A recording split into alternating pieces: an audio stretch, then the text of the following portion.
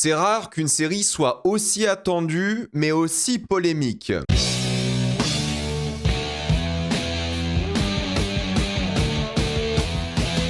Euphoria, saison 3, épisode 1. Il faut savoir que je suis un grand défenseur d'Euphoria, j'ai beaucoup aimé la première saison comme beaucoup de personnes, et j'avais vraiment défendu la saison 2. Alors je m'en rappelle moins que la première saison, c'est vrai, mais je sais que j'ai bien aimé, que j'avais passé un bon moment. Et les épisodes, vous savez, entre les deux, l'épisode sur Jules et sur Rue, étaient vraiment bien, et peut-être même les meilleurs de la série. Donc, j'attendais un petit peu la saison 3 tout de même, juste parce que j'ai bien aimé les deux premières saisons, les épisodes spéciaux. Après, c'est vrai qu'il y a plein de polémiques légitimes par rapport à Sam Levinson, son comportement, les sujets qu'il traite, comment il les traite, les polémiques qu'il y a sur la nudité, la manière dont il parle au casting, le vol de direction artistique de la photographe qu'il a jamais vraiment crédité, qui devait bosser sur la série à la base. Voilà, il y a plein de choses polémiques sur Euphoria, mais constamment, quoi. C'est pas une série qui arrive à sortir dans l'indifférence la plus totale, et je pense que ça va cartonner aussi grâce aux polémiques, mais ça reste une série assez unique, disons les choses. Alors oui, c'est l'adaptation d'une série israélienne, oui, il y a plusieurs Euphoria, en Allemagne aussi par exemple, mais je trouve que c'est assez unique dans le monde du cinéma, entre guillemets, de la télévision américaine, et c'est rare d'avoir des séries comme ça. Il y a aussi la polémique sur Labyrinth, qui n'est pas, du coup, au final, crédité à la musique de la saison 3, alors qu'ils travaillaient dessus, mais ils l'ont pas mise, et c'est Hans Zimmer qui a repris le dessus intégralement, plutôt que faire moitié-moitié. C'est le bordel, vraiment, cette saison 3, c'est déjà le bordel. Il y a malheureusement les décès de Eric Dane, de Angus Cloud et de Kevin Turen. Kevin Turen, c'était un producteur, Angus Cloud, c'était un acteur. Il parle d'ailleurs de son personnage dans cet épisode-là. Ils disent qu'il est en prison et puis basta. Et Eric Dane, ce qui est assez rigolo, enfin rigolo entre guillemets, c'est qu'ils ont un petit mot par rapport à lui au début de l'épisode, mais c'est pas inclus dans l'épisode, c'est inclus sur HBO Max et non pas dans l'épisode en soi, même si tout à la fin du générique, il y a bel et bien marqué à la mémoire de ces trois personnes. Donc voilà, il y a énormément de polémiques, c'est le bordel. Alors pour le coup, Eric Dane sera présent dans la série, Angus Cloud non, et Kevin Turen, de toute façon, il était producteur, il n'était pas à l'écran, vous n'allez pas remarquer la différence par rapport à ça. Mais voilà, c'est une série qui sort avec beaucoup de problèmes, entre guillemets, et je l'attendais un petit peu parce que je suis fan, mais j'avoue que les bandes annonces, moi, m'ont complètement refroidi. Je me suis dit, mais c'est pas possible, ça m'intéresse pas du tout les sujets qui seront traités cette fois-ci dans la série, mais encore une fois, à bénéfice du doute, on va voir ce que ça donne. Et est-ce que c'est bien? Bon, on va en parler, mais je vais en parler avec plein de spoilers. Donc si vous n'avez pas vu le premier épisode de cette troisième saison, quittez la vidéo, allez voir l'épisode et revenez après car je vais spoiler. Et je sais pas si je ferai la critique chaque semaine. Il y a une semaine où je suis à Cannes de toute façon pour le festival, donc je pourrais même pas traiter du 5e ou 6e épisode, un truc comme ça.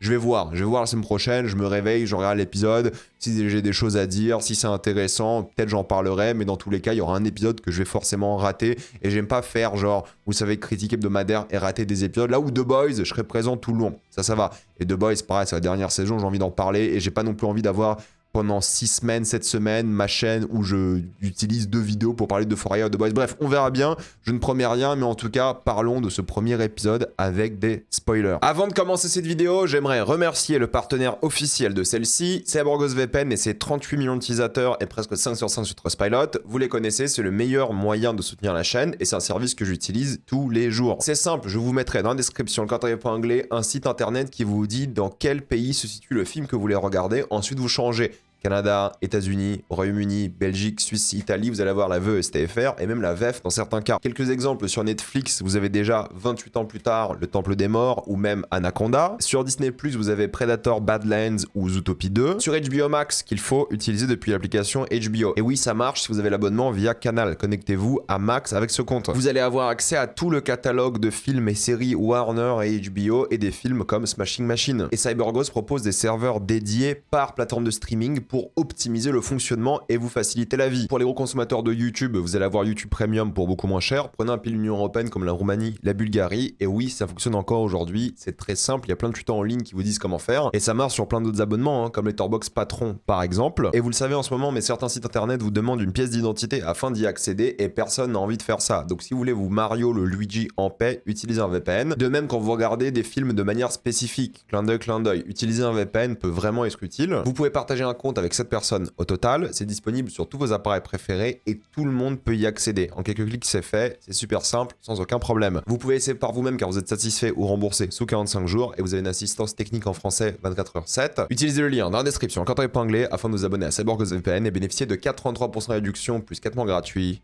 Foncez sur l'offre. Première chose qu'on remarque lorsque l'épisode commence, c'est pour moi le format d'image. Il est complètement différent de ce qu'on a l'habitude de voir à la télévision d'habitude. C'est pour donner cette impression d'HBO plutôt que de télé. C'est leur slogan après tout, HBO. Et c'est une esthétique qui ressort déjà beaucoup. Une photo très contrastée, beaucoup d'ombre, beaucoup de profondeur d'image. Et il y a une raison très simple à ça, c'est que c'est filmé en 35 et 65 mm.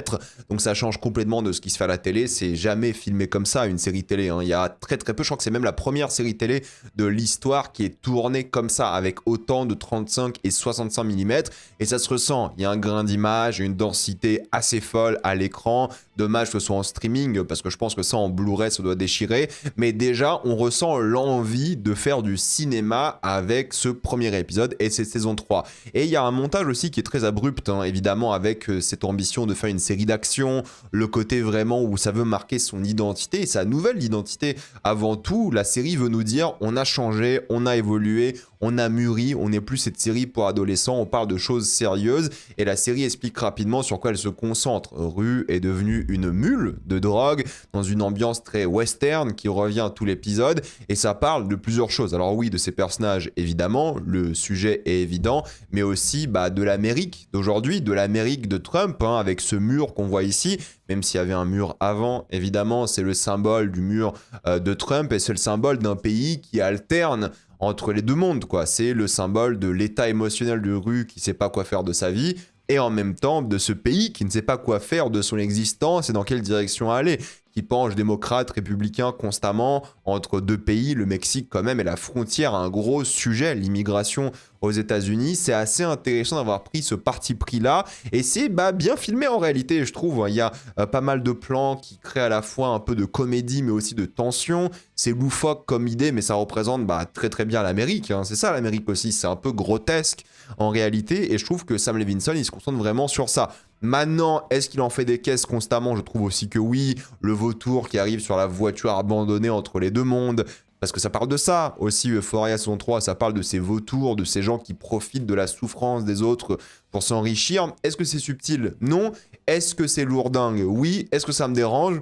Pas spécialement, je pense que ça colle plutôt bien à la série, je trouve, et j'aime bien l'idée d'avoir un western un peu contemporain dans la série. C'est des grosses inspirations dans la musique, dans la photo, l'horizon qu'on voit là, par exemple, les plans sur la lune, le côté road trip dans le désert, et la joie, tout ça. Rue est assez heureuse de faire ce road trip, elle est pleine d'adrénaline, elle vit les choses de manière assez positive, t'as l'impression, et elle s'y retrouve, en tout cas dans la manière dont c'est stylisé. Il y a une ambiance qui s'installe, qui est plutôt bien, qui est un peu nouvelle, et je trouve que c'est une bonne idée, de prendre cette approche au western contemporain, un peu à la Eddington d'ailleurs, sorti l'année dernière. En fait, Sam Levinson, il s'intéresse vraiment à l'Amérique qui se confronte au passé, au présent et à sa propre identité, comme les personnages. C'est cette famille Amish, je crois que c'est ça, parce qu'ils n'ont pas de la technologie, donc je crois que c'est les Amish qui n'ont pas ça, et c'est une famille qui est très anti-immigration, très chrétienne forcément, limite c'est une secte, c'est le mot qui est utilisé, très républicaine, et ils sont prêts à aider Rue en échange de propagande. Elle se fait passer pour une journaliste, et elle va dire que les immigrés sont des méchants, des choses comme ça,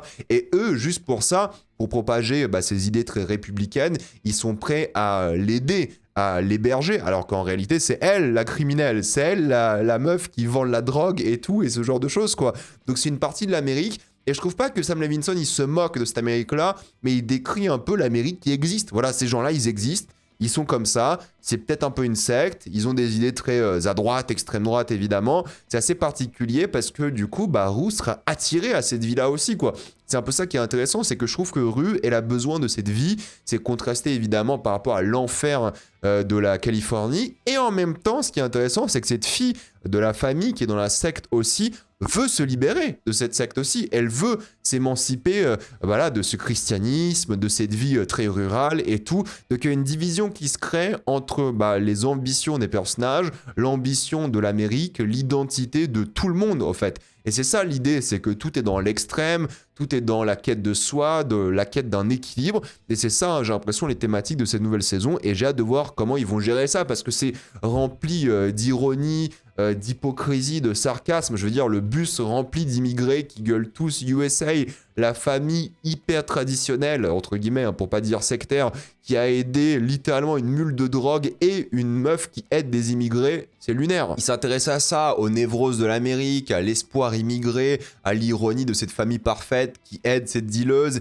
Ils sont tous enfermés dans des clichés, ils ont envie de s'en sortir, mais ils peuvent pas en fait. Ils savent pas d'où vient le danger, ils savent pas quoi penser, ils sont aveuglés par l'idéologie, ils enchaînent de prison à prison. C'est ça qui va être vraiment le cœur aussi de cet épisode, que je trouve vraiment bien fait pour le coup. Après oui, encore une fois, c'est lourd en symbole. Le serpent, voilà, symbole de malice, de poison, juste en dessous du panneau de la Californie. Oui, c'est très western, d'accord, mais on a compris. Moi, ça me dérange pas des masses. Je trouve qu'il en abuse un petit peu dans cet épisode-là, mais je pense pas qu'il va en abuser durant tous les épisodes d'après. Et c'est un peu le problème de cet épisode-là, d'après moi, c'est qu'en fait, il a le devoir de résumer 5 ans d'ellipse, ce fameux time skip.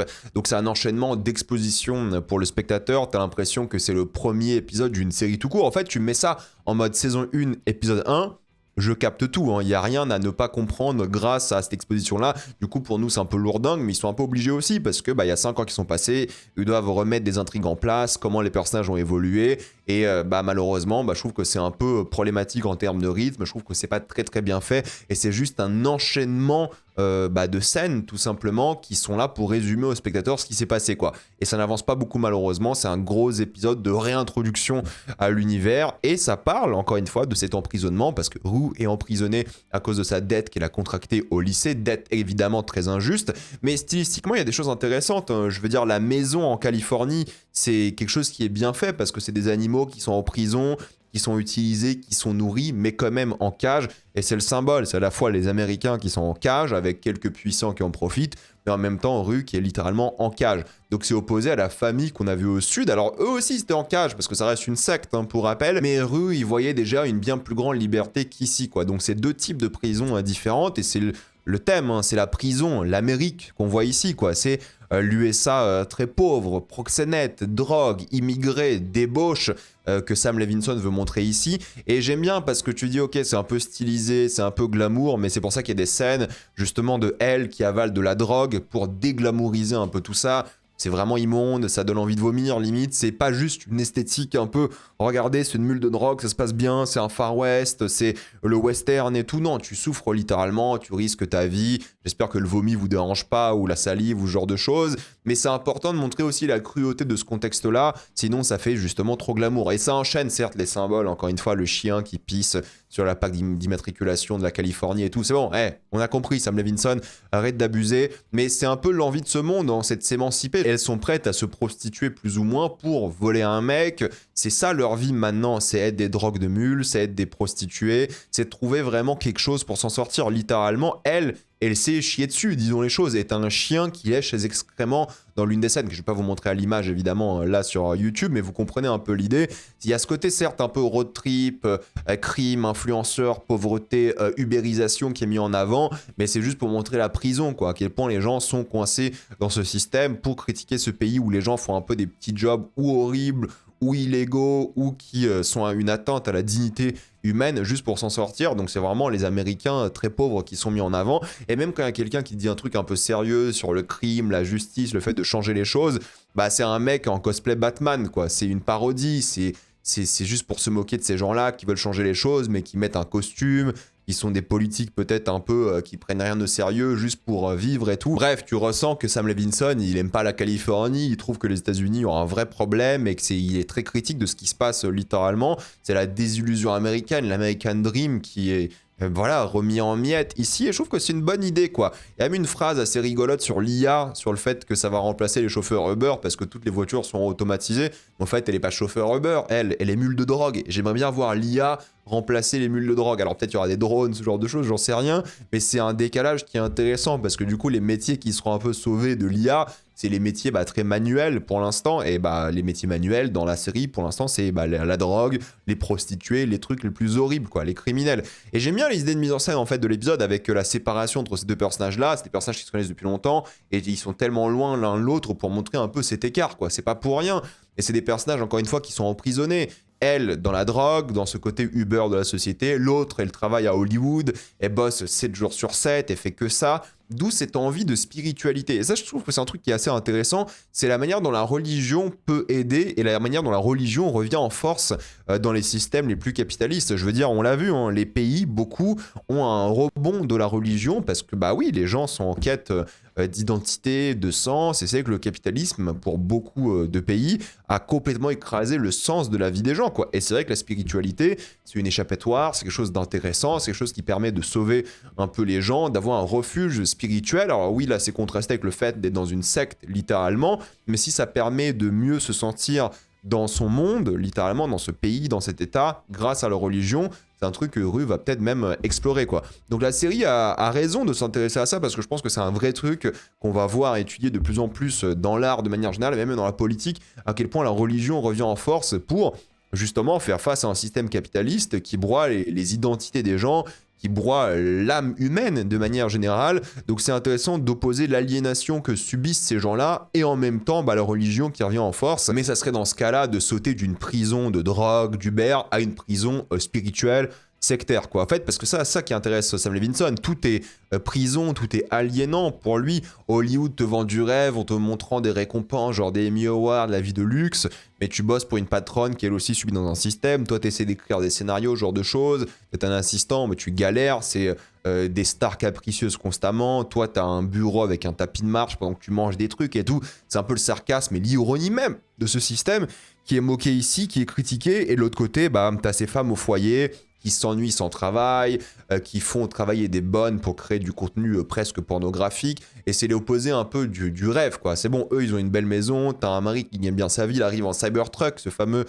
cliché, et elle s'emmerde, quoi. Elle a la maison, elle veut être influenceuse, plus star du porno et tout, mais elle tombe aussi dans ça. Encore une fois, hein, c'est un rituel d'humiliation pour Sydney Sweeney, et fait qu'enchaîner ça dans Euphoria, mais même si elle joue pas très très bien, je trouve, c'est Jacob Elordi qui est pas dedans, quoi. Lui, il en a rien à faire dans cet épisode-là. C'est clairement le pire acteur de l'épisode. Pourtant, c'est peut-être le meilleur acteur de la série. Mais là, dans cet épisode-là, il s'en fiche à fond complètement. Il est déconnecté. Son cœur est pas dedans, hein. Franchement, on le ressent tout le long. Mais la thématique du rêve, elle est là, quoi. Et c'est intéressant parce qu'ils ont le rêve américain. Ils ont une belle vie, un bel héritage, ils ont tout ce qu'il faut, mais elle veut quand même se prostituer, elle veut faire du OnlyFans, alors qu'ils ont tout ce qu'il faut, quoi. Il a hérité d'un beau travail, d'une bonne maison, elle veut quand même des fleurs, elle veut se dénuder pour un caprice lors de son mariage, et même lui craque face à la pression sexuelle, quoi. On voit clairement qu'elle le manipule, et lui, c'est la même chose, hein. C'est un mec qui profite du malheur des autres. Il se plaint constamment de la législation en Californie, le lobbying, tout ce qu'il doit faire pour faire plaisir aux investisseurs. Il n'y a que des financements privés pour construire. Mais il veut aussi profiter de la mort des Californiens. Il le dit, les baby-boomers meurent, on va se faire de l'argent sur eux, quoi. Donc il utilise toujours le malheur des autres pour se faire de l'argent. Il dit bien « make a killing », c'est pas anodin. Et pourtant, même avec cette vie parfaite, ces bougies de partout, même si encore une fois c'est la manipulation de sa part, il y a quand même un truc un peu conte de fées qui est mis en avant, un mariage qui va arriver qui sera sûrement un désastre, j'ai très hâte de voir ça. Elle le manipule clairement alors qu'elle a tout. En fait, elle a une vie, ça se passe bien, mais elle s'emmerde, elle se fait chier aussi. C'est la désillusion du rêve américain en tant que femme au foyer, quoi. Et ça, je trouve que c'est assez intéressant et on va voir comment ça va être utilisé. Mais encore une fois, je trouve que c'était le duo le moins bon en termes d'acting de l'épisode. Mais il y a des idées de mise en scène, il y a un style, il y a quelque chose, quoi. C'est une série qui tente des choses et ça, j'aime bien. Jules n'est pas présente. Elle est devenue apparemment une sugar baby, donc aussi une prostituée. C'est très lugubre un peu ce que raconte Sam Levinson à chaque fois et je comprends pourquoi les gens n'aiment pas les thématiques qu'il aborde et les sujets. Mais pour moi, ce qui compte, c'est pas les sujets en soi, c'est comment ils sont abordés. Est-ce qu'il y va un peu au pied de biche? Oui, d'accord, mais au moins il y a un style. Et si on compare à d'autres séries, c'est vrai que c'est assez rare de traiter de ces sujets-là. Et il y a un fond pour l'instant, c'est la critique de l'Amérique. Certes, il en fait des caisses. Certes, c'est peut-être un peu humiliant pour des acteurs, mais le sujet, je trouve qu'il est bien présent. Oui, faut aimer, c'est un style, parce qu'il en fait vraiment des caisses, et ça plaît pas à tout le monde. C'est un peu comme Malcolm et Marie, hein. Il en faisait des caisses et tout, c'était un peu congratulateur et tout, mais voilà, c'est un truc, faut aimer. Là, Jules n'est pas dans l'épisode, on verra Hunter Schafer, j'imagine, dans le prochain épisode, mais voilà, ça parle encore d'elle en mode prostituée, mais c'est différents degrés de prostitution à chaque fois. Il y a des vraies prostituées, ensuite il y a des prostituées OnlyFans, ensuite il y a des prostituées Sugar Baby, des choses comme ça. Bon, voilà, c'est un peu lui qui voit une Amérique qui déteste. J'ai du mal avec l'enchaînement des scènes, hein. C'est toujours très tape à l'œil, c'est un résumé des faits, c'est trop d'exposition. En fait, c'est dommage de devoir rattraper des intrigues comme ça pour qu'on passe à autre chose. Mais encore une fois, je pense que l'épisode, il est correct et que les épisodes d'après seront meilleurs parce qu'on aura plus cette exposition et on pourra avancer. La musique, mine de rien, bah alors oui, c'est Hans Zimmer, entre guillemets, ça veut pas dire que c'est Hans Zimmer qui a activement travaillé sur la musique, ça veut dire que l'équipe de Hans Zimmer a travaillé sur la série. J'aime bien encore le travail de la chorale, cette impression d'être dans un monde un peu éthéré, ça participe vraiment au style de la série qui mélange un peu son esthétique adolescente qu'elle avait avant et le côté western, moderne, contemporain que j'aime bien. Après, peut-être c'est trop dans la satire sociale, peut-être ça en fait trop des caisses. Je veux dire, la discussion sur l'homosexualité dans la Bible, oui, c'est une discussion qui est certes sur le ton du sarcasme, bien sûr, mais ils en font encore des caisses, quoi. Et ça, faut aimer ou pas aimer, hein. Dans Euphoria, c'est un choix, mais c'est vrai que ça peut déranger beaucoup de personnes parce que le côté un peu solennel, je trouve qu'avait Euphoria, surtout l'épisode de Rue et de Jules, qui était vraiment très intime, je trouve, là, il est un peu perdu dans la satire exagérée. Faut aimer, quoi. Moi, j'aime bien les satires, moi, j'aime bien quand ça en fait des caisses, mais faut que le propos suive. Là où The Boys, saison du coup 5, épisode 1 et 2, la satire prenait trop le dessus, je trouve, sur les intrigues. Là, pour l'instant, ça va. Là, c'est en lien thématique, de manière assez intelligente. C'est un truc que la série essaye d'un peu nouveau et tout. Je trouve que ça fonctionne. Et ça permet d'avoir des scènes où des acteurs comme Colman Domingo sont encore bons et des choses comme ça, quoi. Maintenant, encore une fois, ça te permet aussi d'avoir un peu d'humour avec justement elle qui écoute la Bible en audiobook dans sa voiture à côté d'un homme qui a l'air entre guillemets homosexuel avec ce cliché du mec musclé, gay, chihuahua qui est effrayé en Uber d'elle qui écoute voilà un livre qui a été utilisé pour oppresser les homosexuels, quoi. C'est la vérité aussi. Donc ça change un peu d'ambiance constamment et l'aspect que je m'attendais le moins à aimer, je trouve, le côté un peu nouveau monde de la drogue et tout, c'est au final celui qui m'intéresse le plus pour l'instant avec ces nouveaux bas-fonds de la Californie, casino, prostituées, triche, guerre des gangs et tout. Mais je trouve que la manière dont il a filmé ces personnages-là, la manière dont ces acteurs ont déjà une présence à l'écran, je pense que ça sera un peu le cœur de ce que je vais le plus aimer au final. Maintenant que j'ai accepté que Euphoria, bah oui, ça va être une série de dealers de drogue, ça va être une sorte de, je sais pas, de fable contemporaine de drogue de Californie, de bordel qu'il y a dans cet état-là. Je pense que eux vont voler le show, je pense qu'ils vont être vraiment intéressants et j'ai hâte de voir comment ils vont faire ça